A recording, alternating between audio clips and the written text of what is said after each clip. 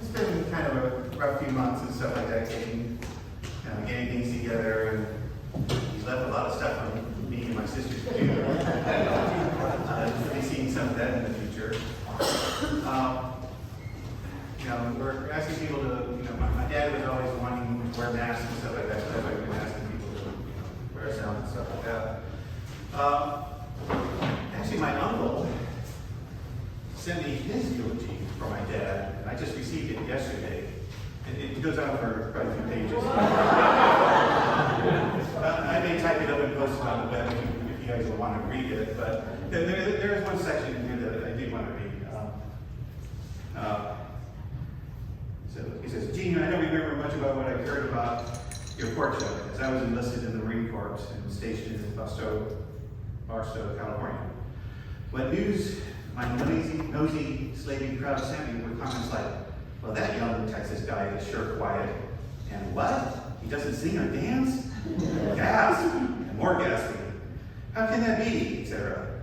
Well, Gene, Sonia married you anyway. There's other little fragments like that and stuff, because they were all from a very musical and dance-oriented. My grandmother, that's how I was running a dance school and stuff like that. So it is kind of odd. It's interesting how they met and stuff. That's a pretty good story. But we're going to have a couple talks. Steve is going to be doing the main eulogy. We're going to have a bit more about how the history and stuff like that in the county, coming from Alan Parcel. And then some closing words from my niece, Jillian. But we'll be starting this off with an opening prayer from Donald and a scripture reading from Mark. So, you know what I'm going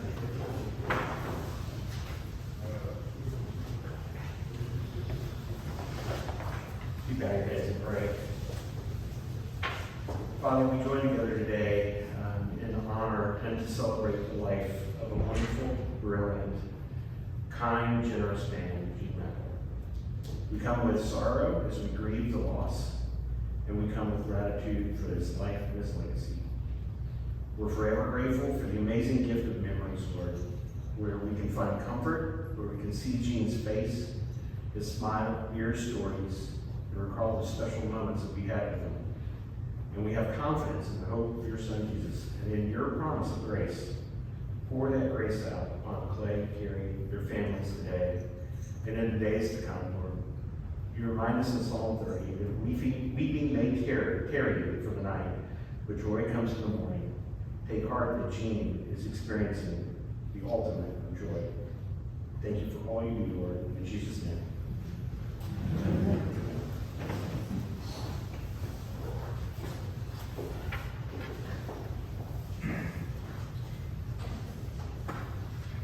As we gather here today to celebrate Gene, let's reflect on the model that he offered us in both his word and his deeds. This is a reading from the book of James, the 3rd chapter, 13th through 18th verses. It says, do you want to be counted wise to build a reputation of wisdom? Here's what you should do. Live well, live wisely, live humbly. It's the way you live, not the way you talk, that counts. Mean-spirited ambition is not wisdom. Boasting that you are wise isn't wisdom. Twisting the truth to make yourselves sound wise isn't wisdom. It's the furthest thing from wisdom. It's animal cunning, devilish conniving. Whenever you're trying to look better than others or get better of others, things fall apart and everyone ends up at each other's throats. Real wisdom, God's wisdom, begins with a holy life and is characterized by getting along with others. It is gentle, it is reasonable, overflowing with mercy and blessings, not hot one day and cold the next, not two-faced. You can develop a healthy, robust community that lives right with God and enjoys its results only if you do the hard work of getting along with each other, of treating each other with dignity and honor. I think that speaks so well of his life, and we are just in awe of the model that he's led in gratitude.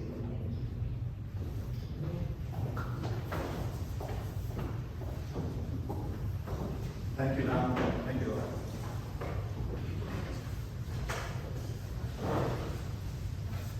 Gene could fix anything. I've learned this over the years, and I've tried to grow my own fix-it skills by emulating his. Gene never ceased to amaze me with his ability to fix things. He was a mechanical engineer by training, of course, but his skills went far beyond that. And his fix-it abilities applied across a wide range of topics. If something in our house was broken, and the way to fix it was not immediately clear to me, my first call would always be to my father-in-law, Gene. Gene, I've got this water pipe in the basement, and it has a hole in it. Or he would say, giving him the second or two of time he needed to think of the most elegant and practical solution. Try a rubber sleeve and 2 hose clamps. Brilliant. It never leaked again. I remember one time visiting Gene when he was working to keep the city of Post's water supply online and in compliance with EPA rules. He was working on a chlorination system, changing out valves and injection pumps and the like. Apparently this was part of the job description when we were married. Anyway, he was working with chlorine gas. Now I spent my career in the oil and gas industry working in health and safety issues, so it can be quite dangerous if it's not handled properly. Well, Gene respected the hazard of the chlorine, but it didn't slow him down one bit. He could fix it, and he did. Shortly after Carrie and I were married, we bought a vacation home together with Gene and Clay in Truckee, California, in the Lake Tahoe area. We started an annual Truckee tradition of having a backyard barbecue and camping sleepover for the 4th of July holiday. Well, actually, Gene and Sonia had begun the barbecue tradition many years earlier when, together with friends, they started the San Antonio Dog Training Club. So we were really just extending their tradition now in Truckee. Gene loved to slow cook chickens with his secret sauce while enjoying a beer or 2, or maybe 3. Our first barbecue in Truckee was a challenge. How are we going to slow cook chickens for 30 people with no grill to cook on? Well, build an in-ground rock-lined barbecue grill, of course. Why didn't I think of that? Gene could fix any problem. Speaking of the dog club, Gene loved dogs, and dogs loved him back. He always seemed to develop a special relationship with our dogs. When he would visit us, Mallory, the chocolate lab we had early on in our marriage, would follow Gene around and wait patiently for him to scratch her ears. Our current dog, Lucy, a Vizsla, did the exact same thing. Gene and Lucy had a special bond. On the subject of Vizslas, if you're not familiar with the breed, they were imported from Hungary. Did you know that back in the 1960s, Gene and Sonia bred some of the very first Vizslas in the United States? The breed is hugely popular now. Gene and Sonia were clearly way ahead of their time. I think Gene learned to fix stuff from working in his father's garage on the square and poke while he was growing up. There's a picture of Maeckel's garage on the table in the back. And he would tell me stories about how they could fix just about any problem with just about any car. This is most likely what led to Gene's lifelong love of the automobile. More on that in a minute. Gene shared what he knew about fixing things as well. Just a couple of years ago, before she headed off to college, he gave his granddaughter Jillian a 2-hour lesson on basic auto mechanics. Of course, Gene could fix problems, people problems too, and this was no doubt his most important skill. Over the years, whenever Carrie was upset, she'd immediately get on the phone with her dad. He had a knack for for looking at things in a way that made them seem less bad than they seemed when you first described them to him. Invariably, she would hang up in a better mood. Me too. In addition to fixing things, Gene saved things. In many respects, he was a visionary. Gene liked to tell us that he was reusing and recycling things way before it was fashionable to do that. One year, he gave his granddaughter Sydney a birthday girl pen. When asked where it came from, he said, smiling, "You don't want to know."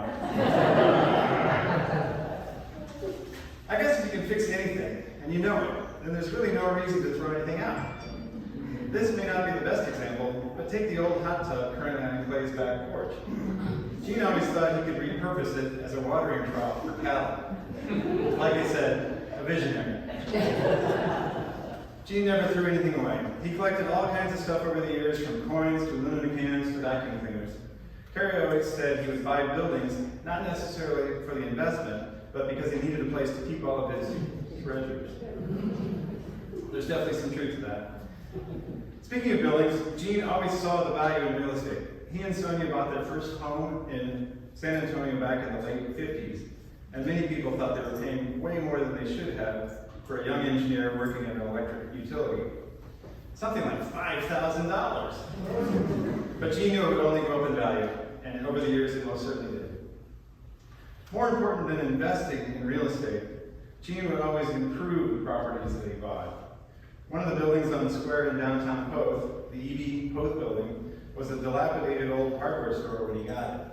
But Gene had a vision. He hired an engineer and an architect, and he completely transformed it, turning it into what is today a thriving community with numerous tenants. I mentioned earlier that Gene loved cars. Well, with one exception, he never got rid of any car. The story is that he sold one of his first cars, the first cars that he owned, an MG, and he always regretted it. So from that point on, he never sold another car. He had to keep buying more and more barns and other buildings just to store all of them. One of the best examples is the 1953 Jaguar that Gene bought in 1954, and he and Clay recently finished restoring. You can understand why he kept his car. He picked up Sonia on their first date in it. But perhaps the most notable thing that Gene saved was our knowledge of the past, history. As we all know, Gene loved history, especially Texas history, and especially Wilson County history. He spent basically his whole life in Poth, and he was always excited when he discovered something new. Something or someone that was not widely known or talked about, but noteworthy nonetheless. Whenever I was doing a home improvement project with Gene, and there were many of them over the years, he would invariably talk about something that happened in Texas in the 1800s or the 1600s, and how it related to something happening today. History was a lifelong passion for Gene. You'll hear a little more of this a little bit later. In addition to fixing things and saving things, Gene also built things. He built rock walls at our home in Truckee. One of my fondest memories of Gene is the countless hours we spent together, methodically and carefully stacking rocks, and slowly over the years, turning the lot from a jumble of boulders and random rocks into a neatly manicured yard. Hopefully that looks neatly manicured. Gene reminded me Clay reminded me, that Gene's rock wall building skills started when he and Sonia's first home in Chavalon Park. And while the house has since been replaced, some of the rock walls that he built are still there today. More significantly, perhaps, he spent a good part of his career building power plants, both in Texas and then later in Mexico. Some of Gene's best stories came from the time he spent in Mexico. He was also part of a team that designed one of the largest steam turbine blades in the world when he was working at Alice Chalmers in Milwaukee in the 50s. Gene also built communities. He was a strong believer in public service, and he always said, if you don't like the way something is going, then get involved and fix it. Over the years, he volunteered for and led many community and historic organizations, too many to list, and he was the mayor of Poth for almost 10 years. In every group he was a part of, Gene loved to engage in spirited conversation. Some might even say he liked to argue. But despite his love of verbal sparring, Gene built consensus in every organization he led. He keenly understood the importance of bringing people together in order to move forward. Finally, Gene also built relationships. One of my favorite all-time memories of my personal relationship with Gene was Friday martini nights. We spent countless Fridays, afternoons, and evenings discussing politics or history while sipping on a martini or two. But at the end of the day, the most important thing that Gene built was a strong family. He and Sonia raised Clay and Carrie as a close-knit family that relied on each other. We were going through pictures the other night to put this together and prepare for the memorial, and it struck me that the Maeckel family did everything, from dog training to home repairs to family vacations, together. In fact, with one exception, when our daughter Sydney was 1 week old, Jean, Sonia, Clay, and Carrie spent every single Christmas together as a family. Jean Maeckel was a man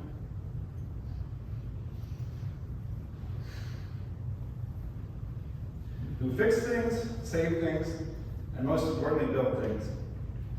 Everything he touched or got involved with, he made better. Knowing him made all of our lives richer.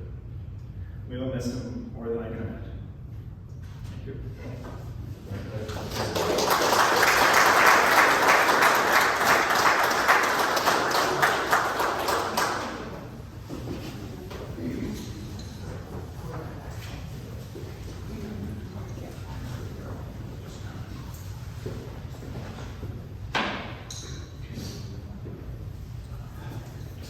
Thank you, Steve.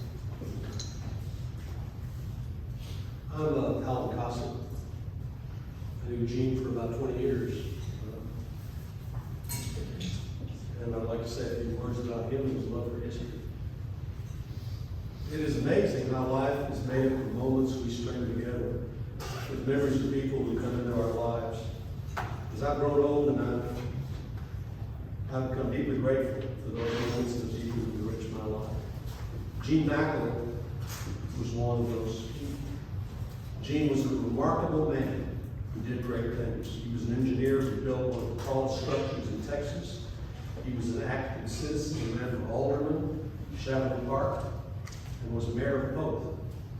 He was chair of the Wilson County Historical Commission.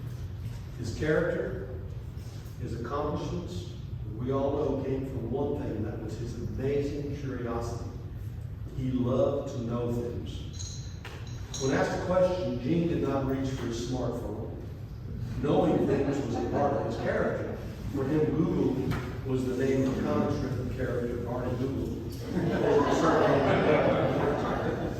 and not a source of information. I met Gene through a shared interest in history. We were literally looking down the same road, but from different directions. We were trying to figure out its lost route. What is not widely appreciated is that two of the most important roads in Texas pass through Wilson County. One passed just about where we stand, the old Latahia Road. The other, the old Gonzales Road, for which the Texas Revolution was fought, is in far northern Wilson County. There's a well-known fact about historians. To historians, nothing is more boring than other people's research projects. They generally prefer to talk rather than listen. Gene was different. He was a cheerleader for all things history, and always willing to listen and always willing to help.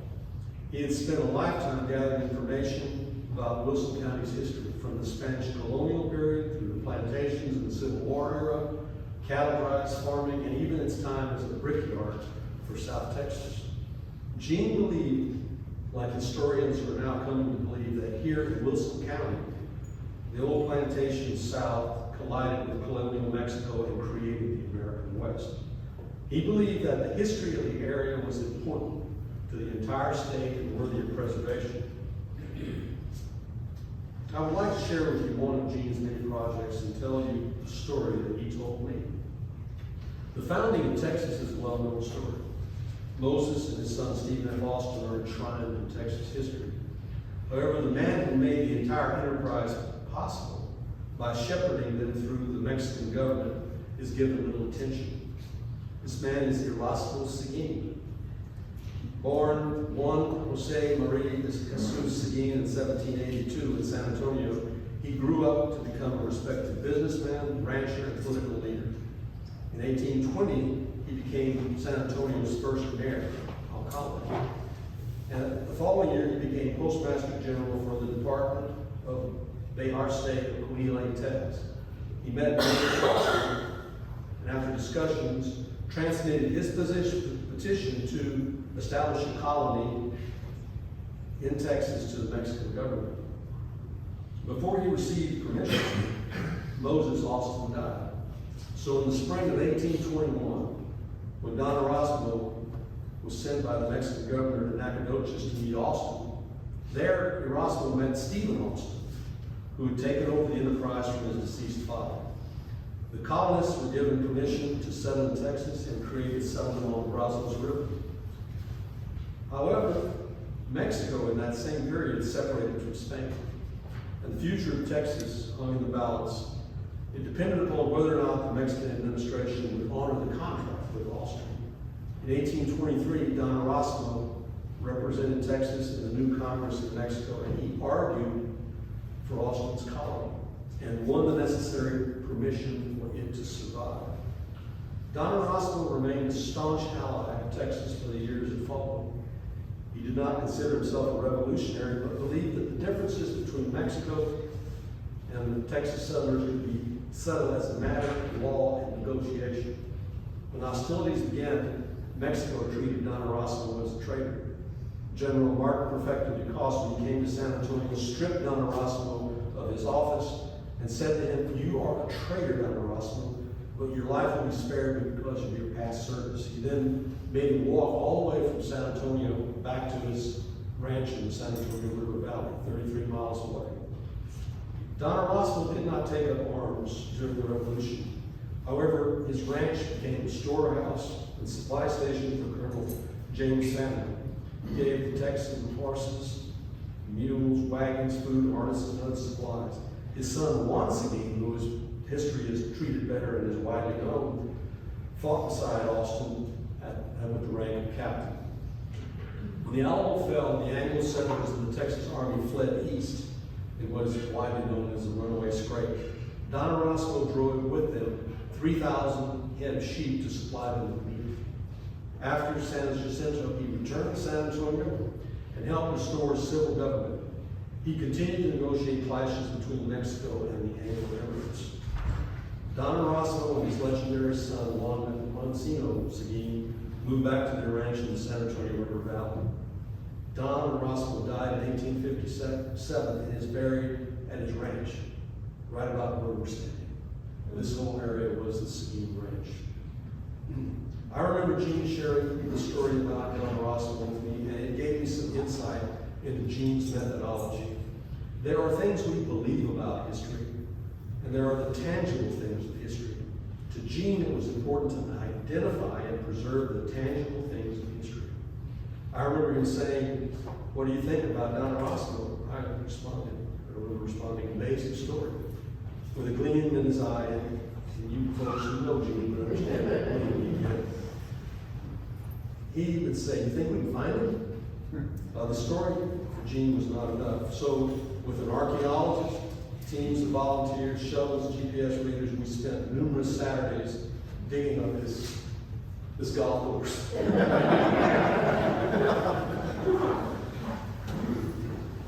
The time, flooding, bulldozers had eradicated traces of the Seguin Ranch, but a great archaeological report was compiled that advanced the search for future researchers. Wilson County has been fortunate to have individuals who have written and preserved its history. Throughout the years, men like Ed Tarver, who had the first newspaper in Wilson County down in Sutherland Springs, people like J.D. Polly from Polly Mansion fame, Cyril Patterson, D. Vest, Robert Tono, people who've written much about Wilson County and who have developed the importance, an understanding of the importance of this county. Today, Maureen Lyles, who was a great historical partner for many of us, and also with Gene, continues to write about the Hacendado, the Rancheros, the different communities along the San Antonio River. And of course, Gene Maeckel himself, who not only husbanded all these individuals, or many of these individuals in their work, but he himself wrote numerous articles about Lodi, for instance, the old community that preceded Floresville. In the 1950s, Texas passed legislation that led to the creation of the Texas Historical Survey Committee. It would become the Texas Historical Commission. At that time, counties were mandated to create their own historical commissions. Gene Maeckel was among those who served as the Wilson County Historical Commission chair. During his tenure, the 2010 Wilson County Sesquicentennial was celebrated. Numerous markers were dedicated for over a dozen historic Texas Rangers, and he inspired many historians to research and write about Wilson County. That was his single strongest attribute, I believe, is that he, as Steve said, could bring people together, bring that consensus. Gene, it's because of you that we have all learned much about the history of Wilson County. And Gene, you also personally convinced me that on the golf course I do my best work with a shuttle.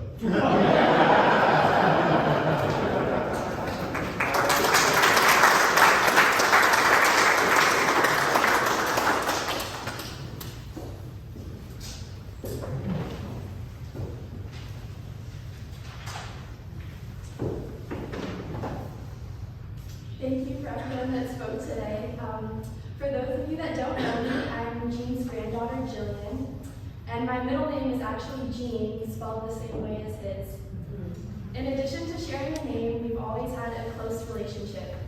I remember countless conversations we've had over the years, talking about everything from history to politics to the existence of aliens. I am so grateful for the time I got to spend with him this past summer. I was interning in San Antonio and living in Pope with my Uncle Clay and Grandpa. Almost every day after work, I would go over to his place for dinner, and he would tell me stories and give great advice. I would like to share with you all some of my favorite lessons I've learned from my grandpa over the years, and some of these are even direct quotes I've written down. Lesson number 1, keep exploring. My grandpa visited us when we lived overseas in Canada, Kuwait, and the UK, and most recently we went on a family trip to Alaska in 2019. I once asked him what was on his bucket list, and he responded, "There isn't a bucket big enough." Lesson number 2, there is no such thing as trash, only treasures. He kept everything because, in his words, you never know when you might need it. Lesson number 3, aliens exist. But really, he taught me to keep an open mind, especially regarding things you don't know much about. He always told me, we know so much, yet so little. Lesson number 4, appreciate nature. One of his favorite spots was sitting out on the deck at our place in Truckee or watching the birds in his backyard in Pope. He said, nature is my church. Lesson number 5, don't take your days for granted. I truly believe my grandpa lived his life to the fullest. He told me once, you don't get today back again. On behalf of my mom, Uncle Clay, and our whole family, thank you all for being here to remember my grandpa, Gene Maeckel. Please help yourself to snacks and refreshments, and don't forget to take some Gene-themed cookies before you leave. Thank you.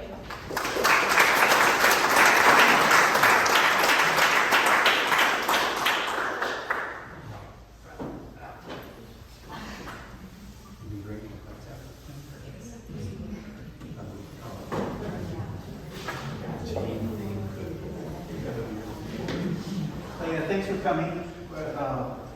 Thanks for the snacks that will be coming out soon. There's a big table back there with a bunch of stuff from my dad, morning stuff, if you want to go look at it. There'll be these cookies. I don't want to eat them all, so please take them.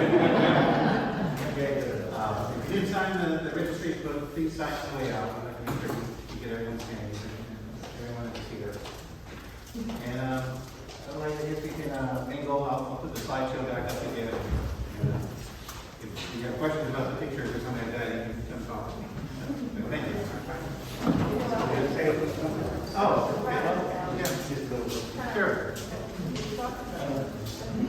Hello, I'm Robert, and I've been on this property for 9 years. And I noticed how he liked to put things, because that's one of his spots with all his I became one of his watchdogs for that place. And when I first moved in, I almost had to fight a couple of people because they came in to steal it. And I was there and they didn't know that, so as to this day, since then, nobody's bothered that property again. So I know the man, he's a good man, best landlord I ever had. Take care. Thank you very much.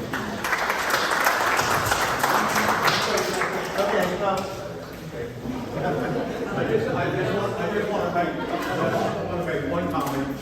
My name is Ronnie Maeckel, and I had the honor and the privilege of living across the street from Gene for 35 years, I guess, since 1985. So I saw a lot of coming and going, a lot of saving, a lot of treasure hunting. Sure. But in the last couple of years, when his health was beginning to fail, I observed something that was really special. It's Clay and Carrie. He had wonderful children who took absolutely great care of him. And that is something that is just did a wonderful job. And thank you. Thank you. I know your dad loved it, and until the very end, he had y'all there. So, okay, thank you very much.